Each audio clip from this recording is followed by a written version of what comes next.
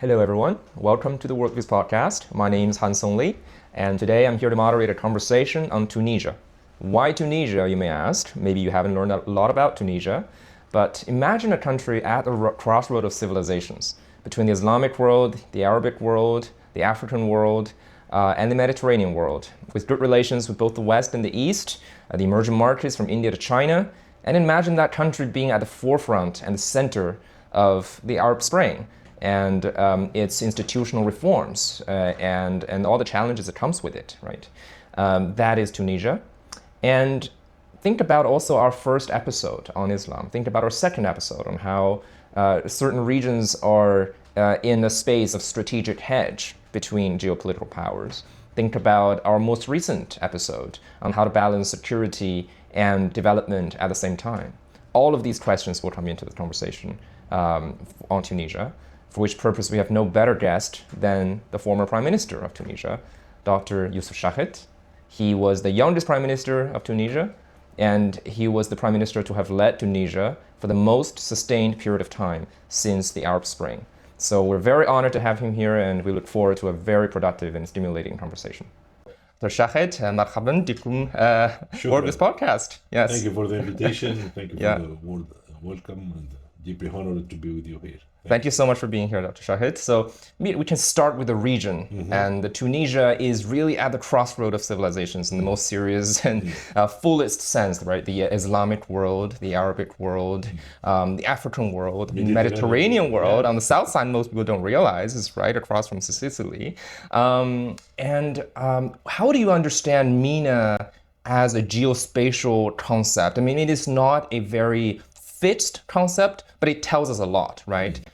What does MENA mean to you, and what is Tunisia's unique place in MENA and also in the world? Yeah, I mean, you start with this question that I might fighting for changing this or finding another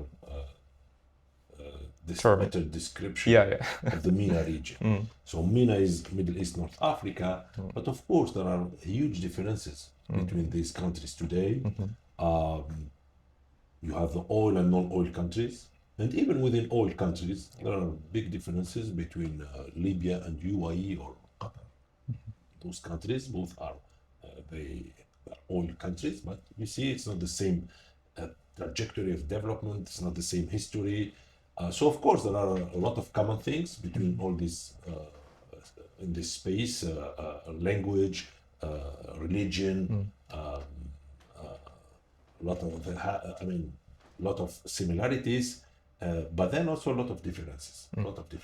And I think when we talk about MENA, we should really specify what part of MENA are we talking about.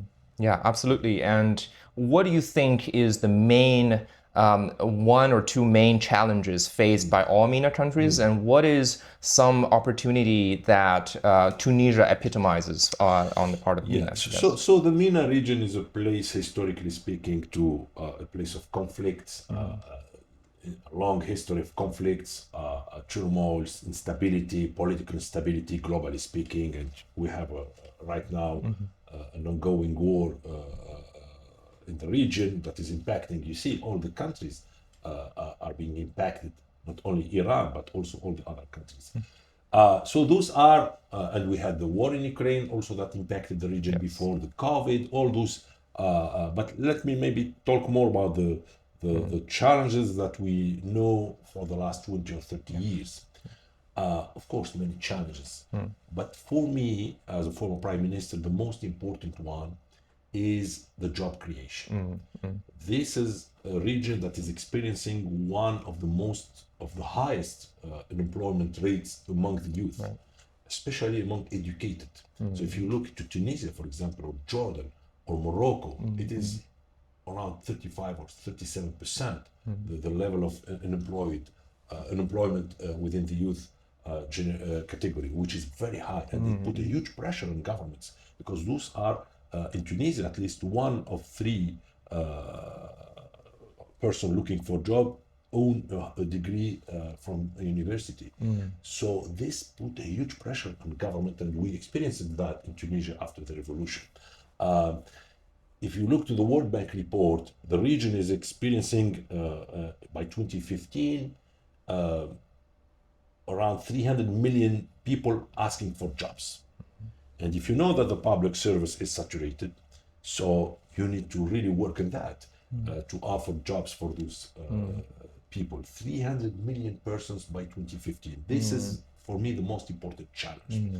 And then to address this challenge, as I mentioned, the public service is saturated, those economies are not well diversified, the resilience is low. Again, I'm speaking not about all MENA, it's different.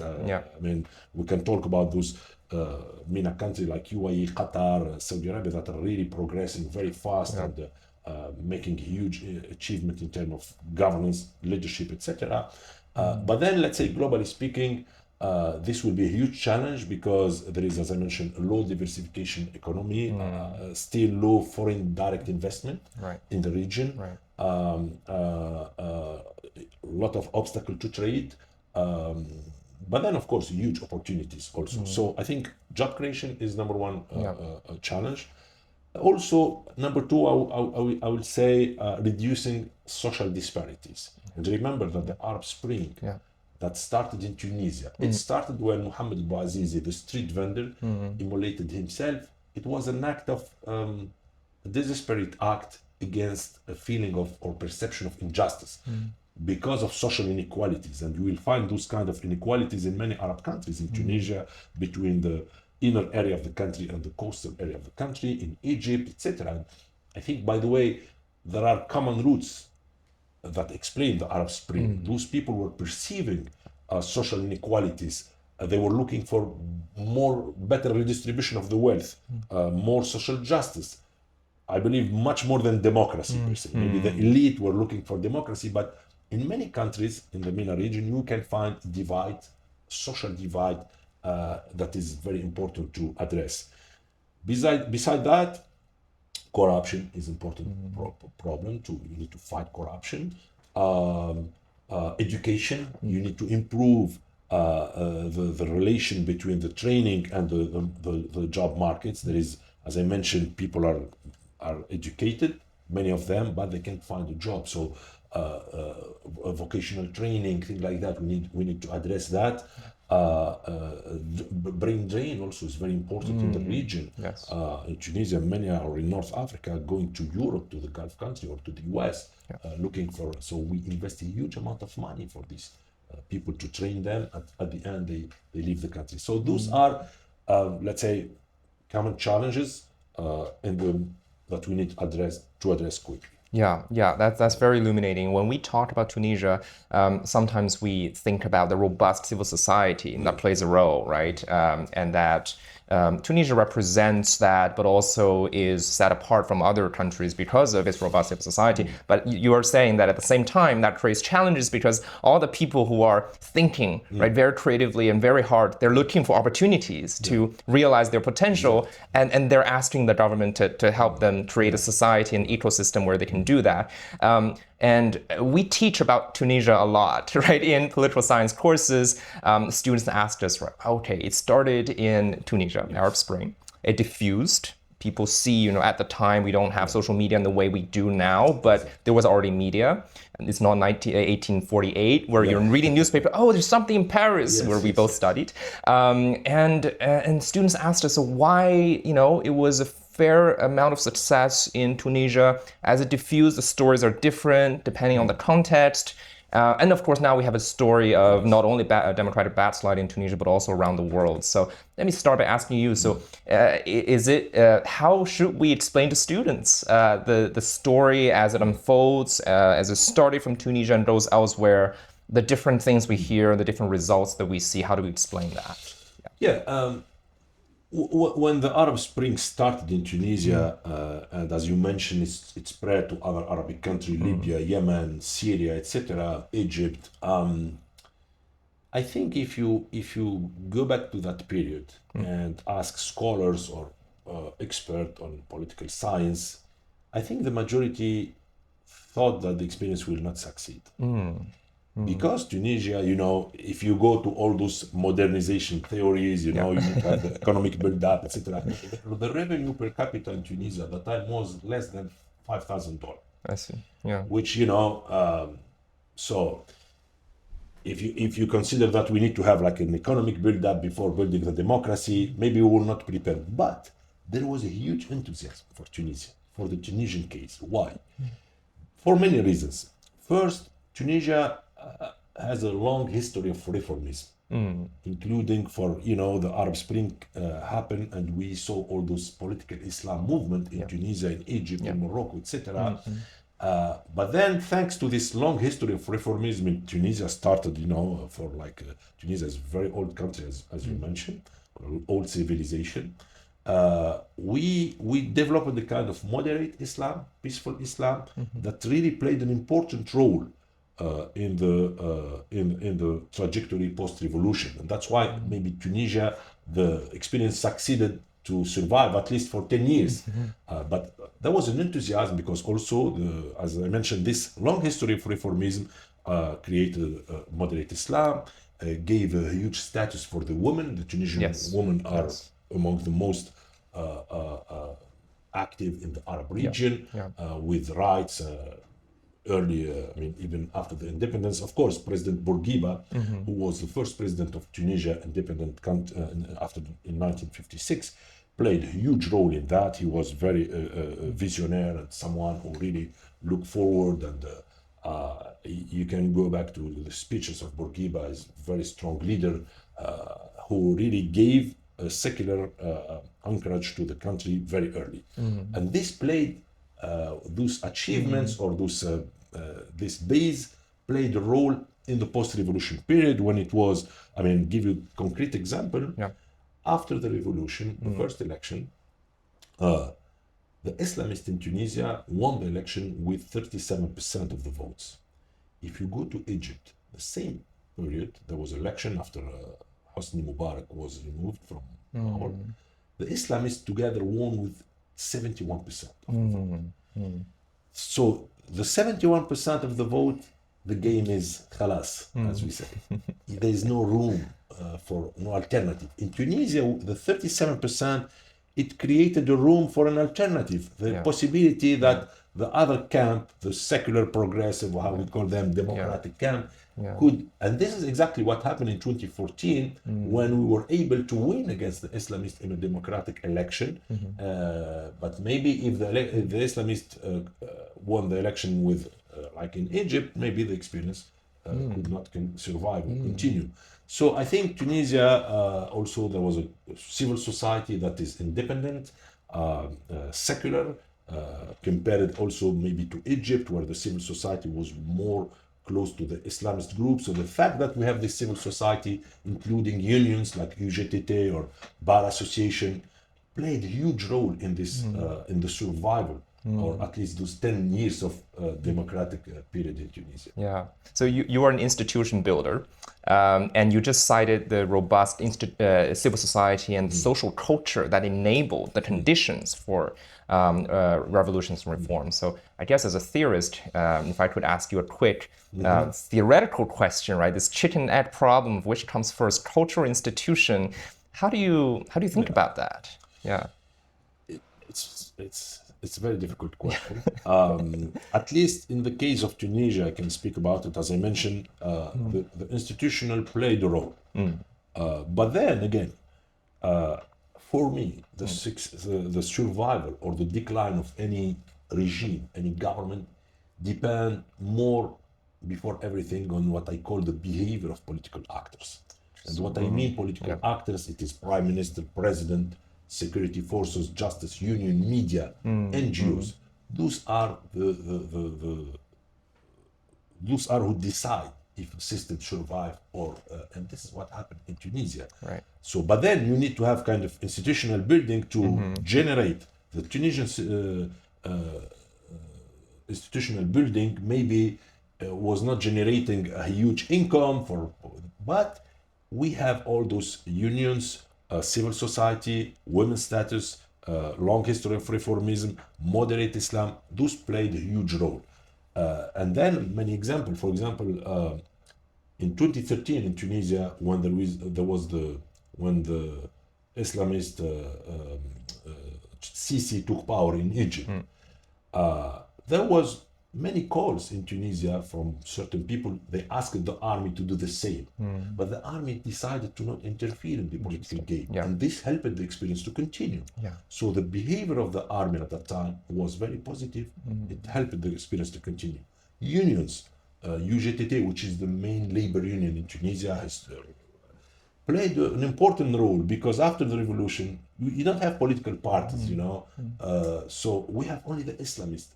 Unions played a role. Maybe they overpass their classical role, but then pending to this political party to become stronger, they did the opposition or the confrontation to make this balance, and this gave a possibility or a room for alternative in 2014 election. This is what happened.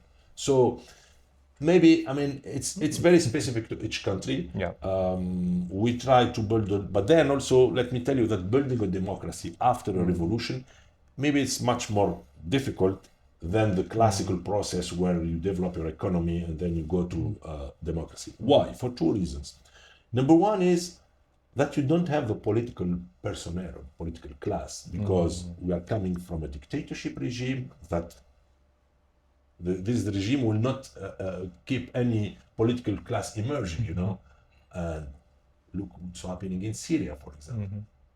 Where is the Syrian political class? Because under Bashar al-Assad, no one was able to have a political activities, etc. So you find yourself with people that fight the dictator, which is something difficult to do. But then when it turned to run the country and to build a democracy and to run a ministry or government, this is something else. And this is what happened in Tunisia. The people who were confronting the dictator, immediately they became governing the country, and they did many mistakes in the beginning. Second thing that make it much more difficult after a revolution is the understanding. The young generation, the Tunisian revolution was done, there was no political leadership. It was done by the youth. They went to the street. No political party participated in that. They went to the street and they removed the dictator. And when the young generation move, things can move much quickly. Much quicker, not only in this example, but I believe in any example. This young generation that went to the street, their goal was to repair an injustice, social inequalities, as I mentioned, better redistribution of the wealth. So they were looking for that, much more than building a democracy per se. And this has impacted the trajectory after, because they were asking the state for recruitments in the public service, social transfer. They were asking for more state interference. And this is what governments immediately after the revolution did, and this created different economic trajectory, because they hired many of these people in the public service. The wage bill increased a lot. We went to the IMF. We entered in this cycle of debt, inflation, paying salaries, etc. So the understanding of the revolution is very important. And of course, political party exacerbated that, pushing those young people to ask more of the government. Governments were working under huge pressure from those people, mainly educated people, but then unemployed. And for them, we did the revolution for that, for jobs, for dignity.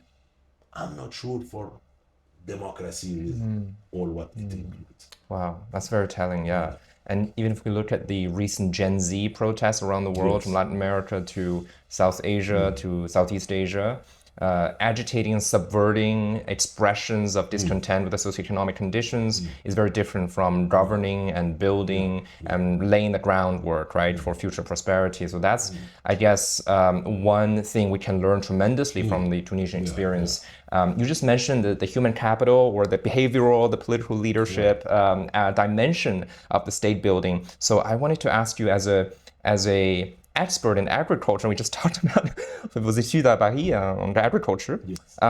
Did your technical expertise, that's one thing, and then your theoretical insight into the nature of political things, on the other hand, do those things come in to your actual day-to-day governance? Or is it that you just transform into this combatant on the front line and trying to solve problems, but your knowledge and your theories are somewhere on the shelf. Yeah. This is yeah, it's a good question. It's definitely my background impacted my type of leadership, and why I can say that easily because I was appointed as prime minister by president. So as I mentioned, we won the election in 2014. I was a part of MENA Tunis, the party who won, the secular party who won the election against the Islamists, and President Beji Qaid Sibsi, who was the founder of this party, won the presidential election. So he became the president, and then he appointed me first as a Secretary of State for Fishery, then as a Minister of Local Affairs, then as the Prime Minister. Yeah. So President Beji, for example, leadership is not technical at all. He's just doing politics. And I can tell you even an anecdote, but my leadership is both. Yeah. As an engineer, so I need, before entering any council of ministers, to know about any details or technical details to take the right decision, because at the end, everyone is looking to you to decide or to so you need to have a minimum, and this takes a lot of time.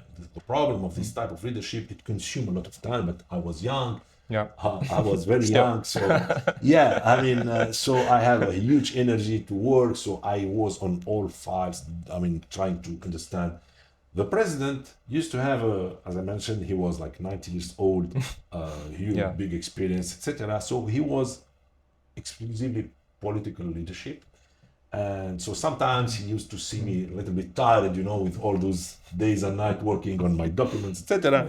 And he told me, because also he was prime minister in 2011 before becoming president. So he told me, usually at 12 I'm done, I go to home in the afternoon. But work-life balance. Yeah, why are you so tired with this? Why you can't manage this easily, Yeah. Because he was just, even in the afternoon, he goes to, he's in his palace, but he's doing politics, thinking and preparing, anticipating, etc. Well, while I was doing both. So you need to be on the political battle, but also at the end, you need to answer the people needs and requests. As I mentioned, the revolution is, before everything, is a social explosion. People are looking for more state interference, more jobs, more basic needs, before any type of regime, let's say. So you need to be there, and this requires a lot of technical preparation. You need to anticipate shortage of commodities, imports, exports, growth, agriculture, healthcare. You need to be on those sectors. Tourism, when I arrived, for example, one of the biggest challenges was the terrorism. Tunisia was attacked by many terrorist attacks. That's why maybe president decided to challenge the prime minister before me, because the country was attacked. So once you have this type of attack, there is no economy, there is no tourism. Tunisia was under travel ban from most of the countries in the world. So when I arrived, this was one of the first challenges. I'm not an expert in this, but then you find yourself immersed in those kind of ISIS, Daesh, Al Qaeda, all those groups. You need to fight them, and this was a huge investment. For me, it's crazy to think. From fishery to fighting terrorism. I guess across our many other episodes, we talk about this difficult tension between security and development, as you mentioned. Without certain degrees of security, you cannot even talk about development. And then, of course, there's a balancing of which one you want to tackle first. But how did you approach that problem? Because it's time consuming, it's energy consuming, it's also resource consuming to do security. But then all the people are expecting concrete deliverables on the socio-economic front. How did you manage that? This is also very, thank you for this, because leadership, maybe something now is becoming very important in leadership, is about communication, is how to connect people to your vision. Because you can fight terrorism. When there is a terrorist attacks, people, there is a national emotion, etc. But it's there for like 2 weeks. But then the fight against terrorism is every day, it's 24 hours. We had been attacked, at any time in the week, etc. So you need to explain to your population. Communication is key now, especially in this world of fake news and social networks. Government, they don't have the ability to to follow the speed of those fake news and of those not only my government but all governments now. It's overwhelming. It's you know, you have like 5 or 10 fake news a day.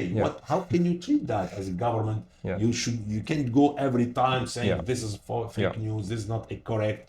So but then connecting people to your vision. So when I arrived, I was very clear about fight against terrorism. I said this is a number 1 priority. Fight against corruption is number 2. Also repairing or fixing the budget, because we were close to bankruptcy in Tunisia at that time. The public deficit was around 7% of the GDP. When I left, it was around 3%. So this is another example. This is a huge achievement for us.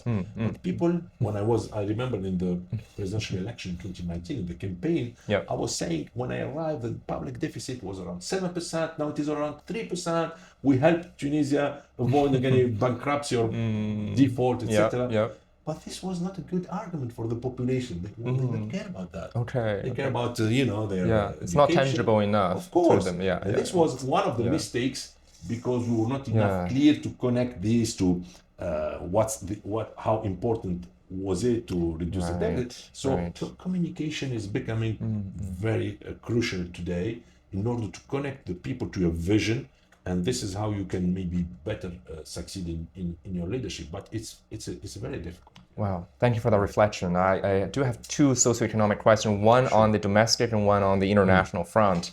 So you just mentioned that it's very hard to communicate the message to the people who have expectations after the revolution. There's this paradox of liberation. Once you have a revolution, everybody thinks it's going to be perfect. And then when the reality hit, and then those expectations, sorry to interrupt you, are also exacerbated by the political parties who were either in your opposition, or they're lacking, even the personnel forming those political parties, including the ones that are supporting you. They think that they're thinking that everything can be done overnight. So creating jobs, etc.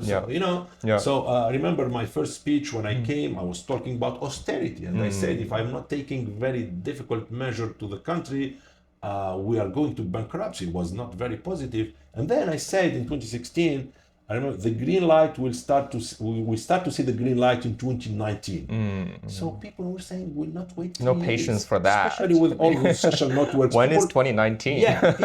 People need something immediately. And this is a threat for democracy, because people are no longer able to wait for a mandate to decide if I have to re-elect you or to elect another one. After a certain period, especially I think social networks exacerbated a little bit that. Kind of we need something immediately. If you promise job creation, we need it now. So this is becoming very challenging, because also it opened the door for populism. Populism is a big threat also for democracy. That's another way to connect Tunisia to the global landscape nowadays, right? Yes. So, but then you did mention that you worked so hard. You although you studied and have backgrounds, and you have many backgrounds in the European world, you didn't take their work-life balance seriously, and you were working extra hard to the extent the president was wondering why you worked so much. But I mean, then what could you have done differently about the job creation on the ground to make people feel more tangibly benefiting from the aftermath of the revolution? I think number 1, looking back, was communication. We adopted a communication style that worked very well in the beginning, sober one. I was under huge political pressure from, I was running a government of national unity with the 6 or 7 political parties. Union were also part of this government. Everyone was, what vision can you have, or what plan can you have if you have leftist, right people, Islamist and nationalist, unions, everyone, business leaders, all of them were supporting officially the government, but everyone has so it was a huge different agenda. Different agenda.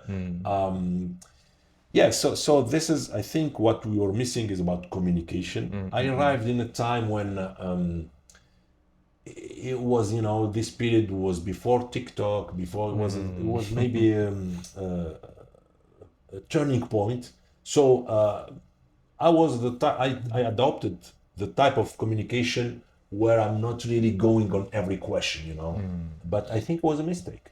You should go on every question. You need to don't let any rumor or any question that you don't answer, because we as a government we have answer to everything. But I remember my advisor was saying to me, no, don't reduce the level, don't answer to this. Because now with Facebook, everyone can criticize, can give an opinion, even if it is false, and many can share this and think the same way.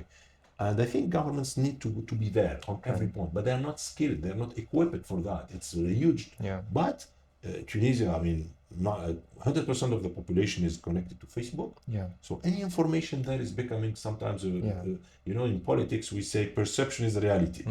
So even if the information is false, but they perceive it as true, it become a reality. You don't need to let that. And I was thinking, no, people will think at the end of the day, they will be rational. They will not believe this false or fake news. But it was a mistake. It is stronger than you think.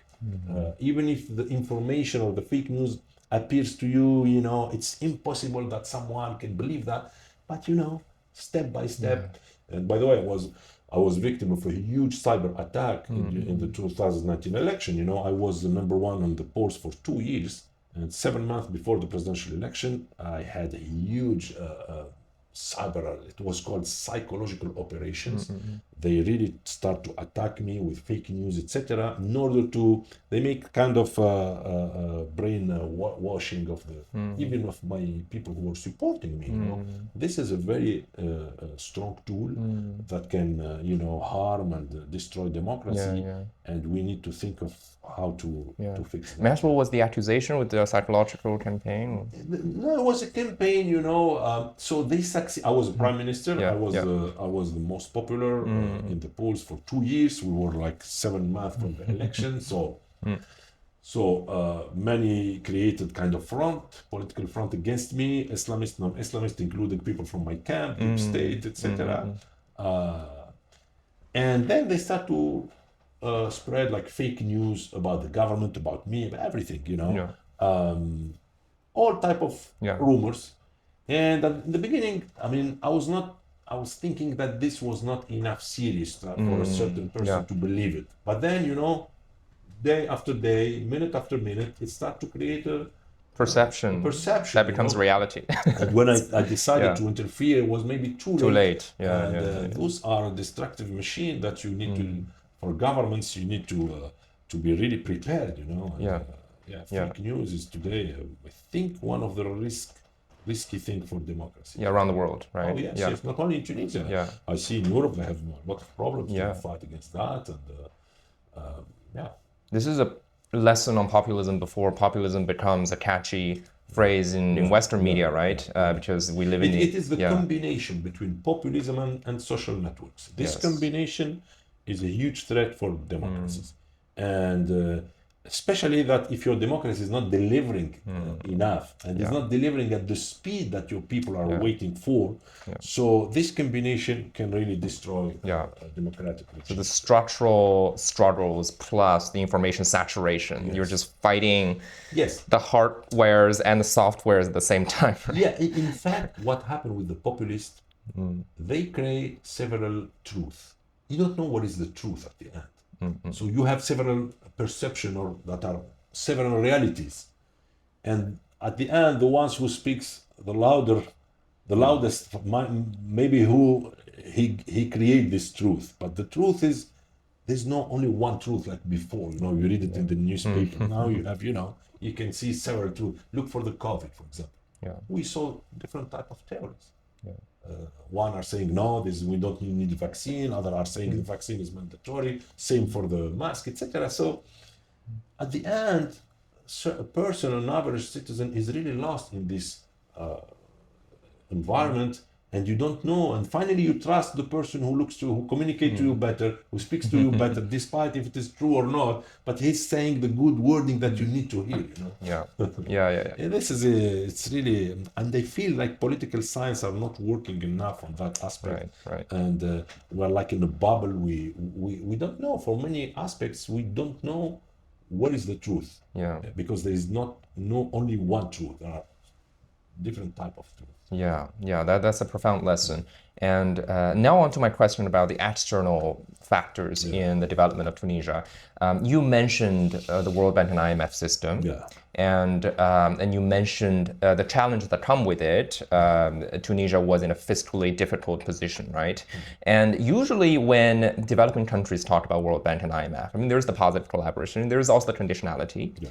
But the conditionality, a part of it is institutional reform, which, I mean, you are the paragon of the hope for institutional reforms, although there are setbacks and here and there. So was that not as much a problem for you? But then on the other hand, was there a problem of relying only on a certain type of foreign direct investment? How did you balance the, I mean, we heard from Mark Carney in Beijing, there is a new world order, but I mean, in terms of the economic regime of trade and transaction between countries, there is the World Bank and IMF system, and there are different systems with, India and China and emerging markets. How did you balance different kinds of foreign direct investments during your tenure? What were the main challenges for you at the time? I mean, during my time, at least, World Bank, IMF was the most prevalent system. But then, of course, with a lot of challenges, let me give you a concrete example that our audience can understand. So, for example, when I arrived to government, there was an IMF agreement signed before me with the previous government. So this agreement was asking the government to not increase salaries of the public service. Okay. And at the same time, the government before me signed an agreement with unions to increase salaries. So when I arrive, I find this, what should I do, And 1 week after my arrival, I announced that I will not hire the salaries to the public service, and I start the confrontation with the union. So, but then I don't know if the IMF was aware of that or not, because they should be aware of it. And when you sign a deal, you need to sign a feasible deal, not just to sign it. Second example, so with the IMF, you work on reducing public deficit to avoid bankruptcy. Which is good. And by the way, we are a member of the IMF, and we asked the IMF to come and to help us.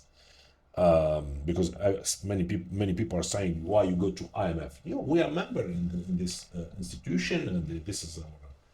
So the IMF is working with you to reduce public deficit, to reduce the debt, etc. And then you have the World Bank, and you work with the World Bank on what? On creating growth, creating jobs. But then, how can I create growth with the World Bank and while the IMF is asking me to raise taxes, interest rates, etc., more value-added taxes, etc. So those, and I asked them to sit together at the same table, not only those two institutions, but also with all other international donors. Because after the revolution, we saw huge arrival of all those, JICA, French Development Agency, USAID, German came, Tunisia, the Chinese, all of them wanted to help, but then there was no coordination. Every actor was coming with its own agenda, trying to spend the amount of money he wants to spend. But then, after 2 years, I succeeded to make them sitting in the same table. And I told them, I need to decide what project I need for my country. It's not you should help me, you should help the funding, etc. But then it is our decision. When I arrive, I find them everywhere. All those agencies, they enter directly, they negotiate directly with the Ministry of Agriculture, of Healthcare, of Transportation. So we start to have, and this is why the debt increased in Tunisia, because those were loans. We took them at good condition, but then if you look to the debt of Tunisia from 2010 to 2020, it was multiplied by 4. Part of this is explained by all those international donors that maybe they came with a positive intention, but then coming without any organization. So I created one unique matrix for all of them, according to my needs as a government, as a country, to my priority. And this is where, for example, I discovered that we are not spending enough on education, on culture, on sports, on the youth. 80% of the money is going to infrastructure projects, roads, bridges, which is good. But then I think one of the mistakes was that we didn't spend enough money on education, on culture, on those. And by the way, it's not only for Tunisia. If you look to the cooperation between the developing world and the those agencies, you will find always the same. Yeah. 70 to 80% of the project are going to buildings, infrastructure, Yes. etc. Yes. Yes. Very little to human Yeah. resources, or because at the end, our problem is more about governance, leadership, Yeah. driving the change. This is the real problem. It's not about funding. You know, you can find the good. You could funding. You can find experts, but then how to implement this project? Yeah. And give you a concrete example. In Tunisia, for example, which is one of the best country in the region doing that, our what we call level of usage, the rate of amount of money that we use from those international donors is less than 50%. Means that for $10 we use $5. Because the project are because of bureaucracy, because the project is not well prepared, because of many things. So the disbursement rate is very low. And this shows you that the problem is not only about adding more money or more funds, but then how to use it well. How to implement the change on the ground, how to drive the change, how to implement this project.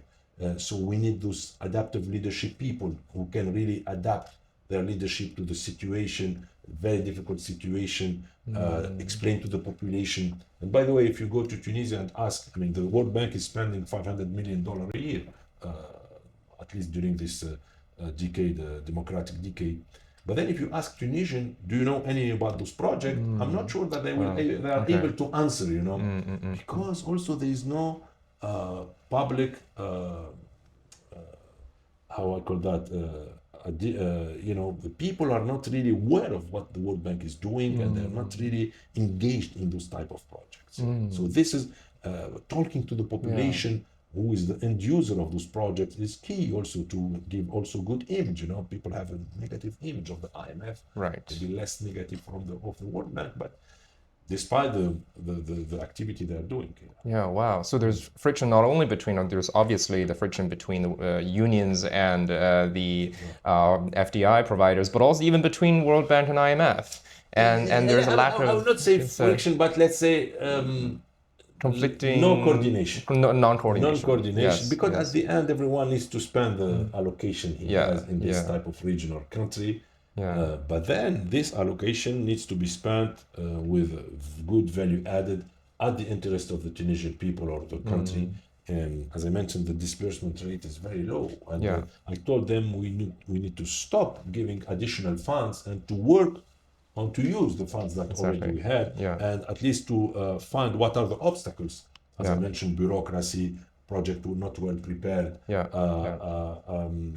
All those type of things. And what do you think your government could have done to make the investment and the use of the fund more socially inclusive and more democratically deliberated? I mean, it's also part of our, I'm not blaming those institutions. Of course, at the end, it is our responsibility or the country responsibility. But then I asked them to sit together and work on this. And this is how we find, many obstacles, For example, between the timing the project is approved and the delivery, and you know what this make?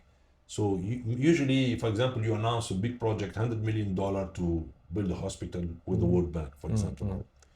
So people are happy, they see this announcement, but then on the ground, they don't see anything after a few years, because of these disbursement rates, because the project is not well prepared, because there are many issues on the ground, etc., etc. This, in Tunisia, for example, it creates even a populist rhetoric saying the politician took the money of the World Bank. The current president is saying that, when he arrived, he said the money was taken by politicians because they announce you project, but you don't see anything on the ground. So we need to be careful on that to keep the population attracted by this kind of, we need to, this is all about governance and leadership. And it's not only about the leadership of the minister, of the prime minister, of the president. You need to have this enabling environment, I remember in the government, we identified like 200 positions where you need very strong leaders that are able to drive the change, that are able to connect to the population, to do that, including in regions.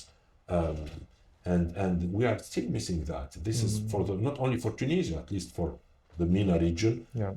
Again, GCC countries are investing a huge amount of money, and that's why they have much better governance and leadership in their country, because they invested in this important thing. Yeah. Yeah. So 2 episodes ago, we talked to Indian economist Tauran Khan and Chinese economist Yasheng Huang, comparing India and China's trajectories in the past 30 years. A lot of that conversation ended up centering on the question of human capital development, right? And the key decisions made 30 years ago on what to invest in terms of the education. So how did you, I mean, education is also a long-term investment. It's not immediately felt, right, between a certain point of election. But then the kids do feel it, and then they grow into the next young leaders, just like when you took over when in such young age. So what was your agenda when you wanted to reform education in Tunisia? So in Tunisia, it was a successful story of education. When President Bourguiba in 1956 make a generalization of the education for everyone, make it mandatory. This gave a huge results. This explained the trajectory of Tunisia, because the country was having a lot of doctors, engineers, etc., etc. The problem that it's not one shot. It's a dynamic strategy. So after 20 or 30 years of that, we started to have a labor market that is not coherent with the training. We were not able to reform, and this even before the revolution. By the way, the dictator Ben Ali, the youth who went to the street, those were educated, but without jobs. And because the training and this education was not fixed before. And until now, it's a big problem. So you need always to keep your strategy dynamic, to reform your training systems, to make them and now with AI and things like that, it's a much bigger problem. You need to adapt the training and the education you give to your people with the labor market. So in Tunisia, we failed doing that. We started good, but then we were not able to update the system even before the revolution, and some also explained the revolution by that. And we still have a high level of educated people that are unemployed. Also, another big problem in Tunisia, it is about school dropout. This is for me one of the most important threat and danger for North Africa. Maybe if you look to the North African region, we are about having 500,000 person a year in school dropout. Oh, wow. And those people, if you don't give them a second chance through vocational training or any other thing, where they will end. They will immigrate illegally to Europe, they will become terrorists, they will become violent, etc., etc. And this, I was talking to European leader, I told them, you need to help North African country if you if you have a problem with illegal immigration. It's not only about sending boats and using the security aspect. No, you need those people, if you want to keep them in their country, especially the school dropout is because of course, I mentioned the educational system was not reformed, but now this is a concrete result. In Tunisia, we have between 50,000 to 100,000 a year that are leaving schools. Those are young, 12, 15 years old. It's a big problem for their family. How they manage that? The government has not enough funding but then it's a huge issue that all North African countries needs really to work on that. Well, yeah. So education on the one hand is connected to concrete problems of security, because of the dropout. On the other hand, it means a lot for the future of innovation and job creation, right? So it connects security and the economy right in the middle, right? And then also you invest a huge amount of money for those people. I mean, and then if they leave the school, it's a dead loss. You're losing a huge amount of money. Beside the security aspect, beside the cohesion of the family, it's very hard. I mean, I started working on that in the government. We started to create what we call a school of the second chance. For a family, it's a disaster, you know. Who will keep this? Imagine someone who's leaving this school at 12 or 13 years old. Yeah.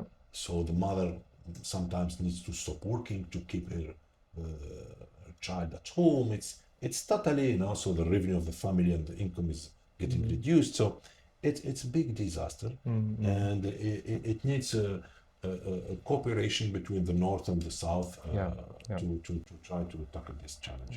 Yeah. So I guess some of the investments are invisible in the human beings and how they behave in the future, and some of it is visible. And I wondered about the public infrastructure that you mentioned, and also in connection to my previously mentioned factor of Chinese investment in there. In 2018, I remember you went to Beijing and you had a very productive conversation on the Belt and Road and about the shared vision of shared humanity with the Chinese side. And I did hear a little bit about Chinese investment in different sectors, especially in this prospect of developing Zarzis into a commercial port, and that may link, up north to Jerba, the tourist island where we have wonderful beaches, Mediterranean, and then Medellin, I think, has some, raw material and some manufacturing and some of the industrial aspect of it, and it felt as if there would be like a triangle. It would be like a like a zone for maybe like a free trade zone or development zone.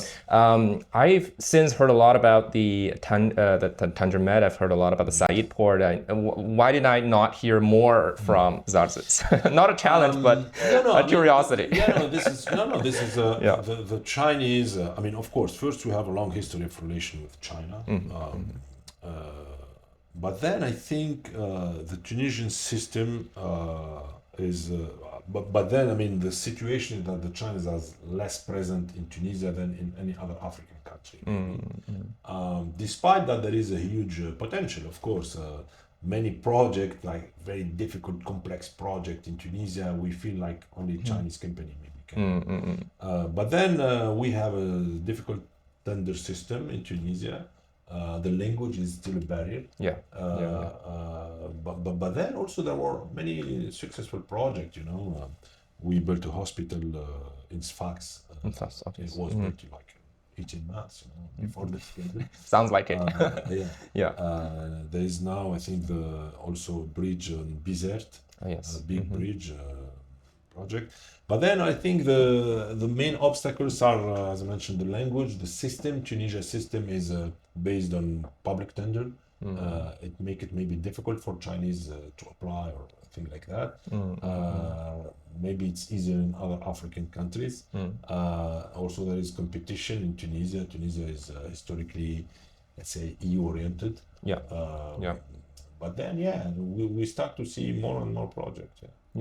Tremendous progress there, but also an example of how you were able to talk to different parts of the world at the same time, which is getting difficult to do, to say the least, right? Yes.